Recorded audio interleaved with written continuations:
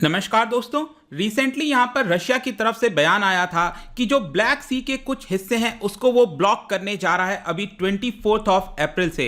इसको लेकर यहाँ पर यूएस, यूरोपियन यूनियन, कई सारे देशों ने काफ़ी कड़ी निंदा की थी रशिया के स्टेप को लेकर। तो इसके बारे में तो हम जानेंगे, लेकिन सबसे पहले यहाँ पर आप देख सकते हो यह है आपका मेडिटेरेनियन सी का मैप। और यहाँ से अगर हमें ब्लैक सी की तरफ जाना है जिसकी हम चर्चा कर रहे हैं, तो जैसा कि आप देख पाओगे सबसे पहले हमें यहाँ पर जो डार्डेनेलिस स्ट्रेट है उसको क्रॉस करके सी ऑफ मरमरा, ये छोटा सा वाटर बॉडी है, वहां पर जाना पड़ेगा। और फिर इसको हम क्रॉस करेंगे बॉस्फोरस स्ट्रेट के माध्यम से और यहां पर ब्लैक सी पर आ जाएंगे। तो ब्लैक सी में अगर मैं आपको इसको और जूम करके दिखाऊं तो आपको पहले से पता होगा कि जो यूक्रेन है और जो रशिया है दोनों के बीच में बहुत ज्यादा टेंशन देखने को मिल रही है पिछले काफी हफ्तों से, क्योंकि यहां पर बताया जा रहा है कि रशिया ने वेस्ट जो इनका यूक्रेन का ईस्टर्न बॉर्डर है उस पर काफी बड़ी अपनी आर्मी को तैनात कर दिया है। ऑल्दो अगर आपको ये देखोगे तो इंटरनेशनल बाउंड्री ऐसे होनी चाहिए, लेकिन यहां पर जो ईस्टर्न वाला पूरा एरिया आप देख रहे हो इस ब्राउन कलर में, यहां पर जो रशियन सेपरेटिस्ट हैं जो कि अलग होना चाहते हैं, एक तरह से रशिया का पूरा कंट्रोल हो गया इस पूरे एरिया में।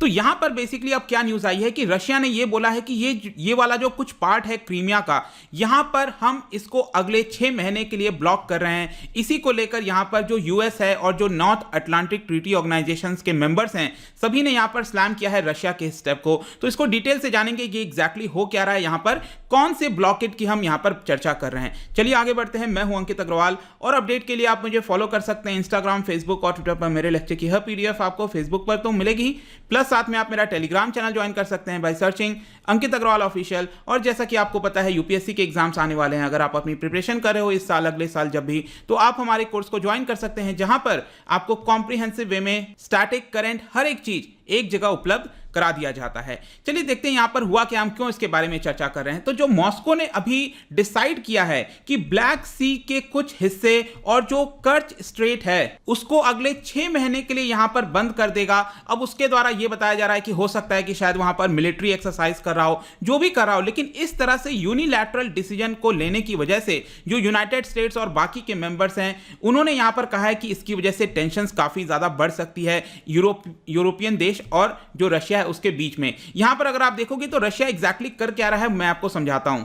रशिया यहां पर यह कह रहा है कि 9 o'clock रात को 9 बजे ऑन 24 अप्रैल यहां से लेकर रात को 9 बजे तक 31 अक्टूबर, मतलब कि 6 महीने तक जो कुछ हिस्से हैं ब्लैक सी के, जो पासेज है उसके ऊपर यहां पर रोक लगा देगा, क्योंकि रशिया कह रहा है वो हमारी टेरिटरी है। मैं अभी आपको मैप के माध्यम से दिखाऊंगा एग्जैक्टली वो कहां पर कहना चाह रहा है, लेकिन यहां पर यही बोल रहा है बार बार कि जो ब्लैक सी का हिस्सा है उसको हम अक्टूबर तक बंद करेंगे। तो इसका जो इंपैक्ट है बेसिकली अगर आप देखोगे तो यहां पर मैं आपको और अच्छे से दिखाता हूं। ये क्रीमिया, जैसे कि आपको पता होगा 2014 में यहां पर रशिया ने पूरी तरह से इसको एनेक्स कर लिया था, क्योंकि 1991 में आपको याद होना चाहिए कि जो यूक्रेन है वो आपका यूएसएसआर का पार्ट था। तो लंबे समय तक रशिया और यूक्रेन के बीच में जो है काफी क्लोजनेस थी, ऐसा कोई प्रॉब्लम नहीं था। लेकिन 2014 से यहां पर पूरा मामला बिगड़ गया, जब रशिया को लगा कि यहां पर जो उसके बेसिस हैं नेवी के, यहां पर वो जा सकते हैं। इसको देखते हुए रशिया ने क्रीमिया को पूरी तरह से एनेक्स कर लिया। अब आप खुद सोच के देखो, जब क्रीमिया रशिया के हाथ में आ गया है तो एक तरह से जो हम कहते हैं ना एक्सक्लूसिव इकोनॉमिक जोन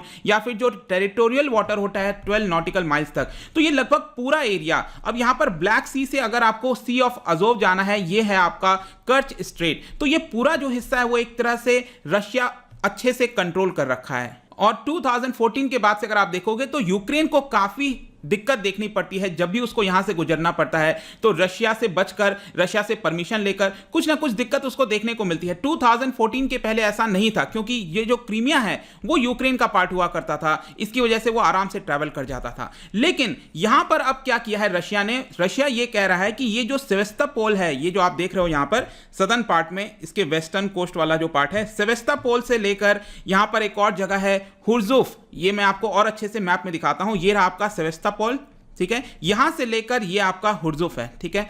तो इस पूरे एरिया में यहां पर ब्लॉकेट किया गया है। यहां पर रशिया कह रहा है कि कोई नहीं आ सकता, मतलब कि ये वाला जो पूरा एरिया है यहां पर इसको हम ब्लॉक कर रहे हैं। और इसके अलावा यहां पर ओपोस्की नेचर प्रिजर्व है, इसका कुछ एरिया यहां पर आप देखोगे तो इसको भी ब्लॉक करने की बात कर रहा है, मतलब कि ये वाला जो एरिया है, ठीक है। तो इसकी वजह से क्या होगा, जो कर्च स्ट्रेट है ये जो पूरा एरिया हो गया एक तरह से ब्लॉक हो जाएगा। और जब मैं ब्लॉकेज की बात करता हूं तो अगर आप इनके बयान देखोगे तो उन्होंने बोला है कि फॉरेन मिलिट्री के कोई भी वेसल्स जो हैं वो यहां पर नहीं आ सकते, इस पूरे एरिया के अंदर यहां पर नहीं आ सकते। और इसके अलावा जो ऑफिशियल शिप्स हैं, मतलब कि जो सरकारी शिप्स वगैरह होती हैं, अब एग्जैक्टली क्या वो प्राइवेट को भी काउंट करेंगे नहीं करेंगे वो आगे देखने वाली बात होगी 24 अप्रैल से, क्योंकि ये ब्लॉकेड होगा।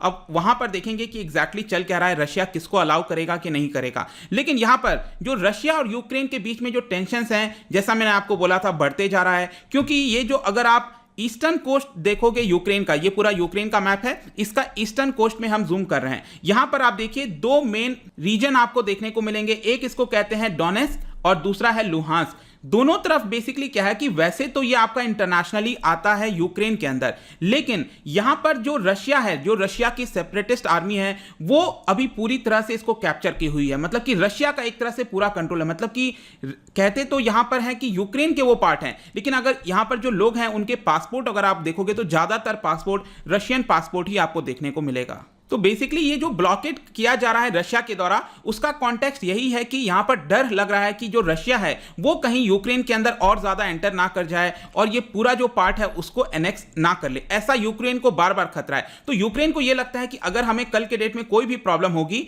तो यहां पर जो यूएस की आर्मी है, यूके की आर्मी है, वो उनको बचाने के लिए आ सकती है। लेकिन अब आप सोच के देखो, अगर ये ब्लॉक कर दिया जाएगा ये पूरा रास्ता यहां पर, तो वो एंटर नहीं कर पाएंगे। तो ये एक मेन दिक्कत आ सकती है जिसको लेकर थोड़ा सा क्वेश्चंस रेज किया जा रहा है वेस्टर्न देशों के द्वारा।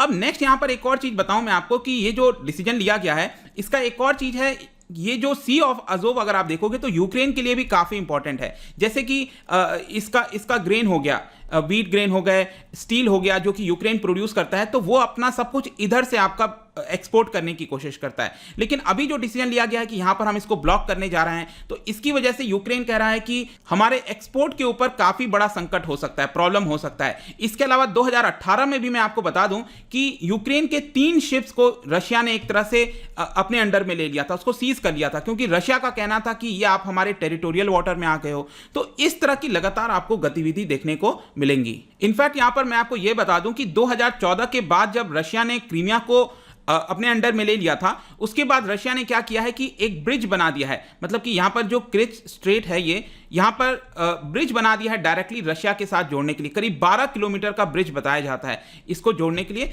जोड़ दिया गया है इसके साथ, और 2018 से वो आपका ओपन भी हो गया था। तो ये सारे डेवलपमेंट को देखते हुए अब यहां पर जो यूएस की फॉरेन मिनिस्ट्री है, मतलब जो स्टेट डिपार्टमेंट है वहां की, उन्होंने कहा है कि इट इज अनप्रोवोक्ड एस्केलेशन, और ये अल्टीमेटली जो यूक्रेनियन पोर्ट्स हैं उसको एक्सेस करने में यहां पर प्रॉब्लम क्रिएट होगा। इसके अलावा यूएस, यूरोपियन के जो अलाइज हैं, उन्होंने भी इसको लेकर चिंता दिखाई है। और यहां पर मैं आपको एक चीज और बताता हूं, याद होगा मैंने पिछले वीक ये वीडियो बनाया था, यहां पर आपको बताया था कि यूके ने डिसाइड किया है कि वो अपने 2 शिप्स को, वॉरशिप्स को ब्लैक सी के अंदर भेजेगा। तो यहां पर हो सकता है कि एक और चीज बताया जा रहा है कि 1 मई या फिर 1 वीक ऑफ मई के अंदर ये जो यूके के शिप्स हैं 2, वो आपका इसके अंदर आ जाएंगे। अब इसको देखते हुए भी हो सकता है कि जो रशिया है उसने ये स्टेप लिया होगा जिसकी वजह से उन्होंने अभी के लिए ब्लॉक कर दिया है। तो 24 अप्रैल के बाद पता चलेगा कि एग्जैक्टली क्या वो पूरे ब्लैक सी पर ब्लॉकेज करना चाहता है या फिर यहां पर एग्जैक्टली कुछ ही एरियाज में कर रहा है। वैसे तो यहीं पर अभी बताया जा रहा है, लेकिन अल्टीमेटली इसका जो मेन इंपैक्ट है वो आपका सी ऑफ अजोव और ब्लैक सी को जो कनेक्ट कर रहा है क्रेच स्ट्रेट, उसके ऊपर हमें देखने को मिलेगा। तो आई होप कि इस वीडियो के माध्यम से आपको समझ में आ गया होगा कि एग्जैक्टली चल क्या रहा है इस समय। और भी कुछ इंपॉर्टेंट अपडेट होंगे तो हम आपको बता देंगे। जाने से पहले मैं आपके लिए क्वेश्चन लेकर आया हूं कि जो मिड ओशियन रिज है, आपने देखा होगा ओशन जो अटलांटिक ओशन में स्पेशली काफी अच्छे से दिखता है आपका, मिड ओशियानिक रिज भी इसको कहते हैं। तो ये जो अंडर वाटर माउंटेन टाइप का जो बना होता है ओशन के अंदर, ये बेसिकली किसकी वजह से फॉर्म होता है? Plate tectonics, earthquake, ocean currents, किसकी वजह से एग्जैक्टली होता है ये आपको बताना है। यहां पर इसका जो राइट आंसर है आपको पता ही है, मेरे इंस्टाग्राम पर तो आपको मिलेगा ही। अगर आप वहां पर नहीं हो कोई बात नहीं, टेलीग्राम से भी आप इसका राइट आंसर ले सकते हैं। मैं कई सारे एमसीक्यूज यहां पर डालता रहता हूं, स्टोरीज के फॉर्म में आप जाकर प्ले कर सकते हो। अगर आप मुझसे इकोनॉमी पढ़ना चाहते हैं, कोई भी कोर्स परचेज करना चाहते हैं, स्टडी IQ ऐप पर जा सकते हैं। आई होप की वीडियो आपको पसंद आया होगा। मिलता हूं आपसे next time. Till then thank you very much, see you soon.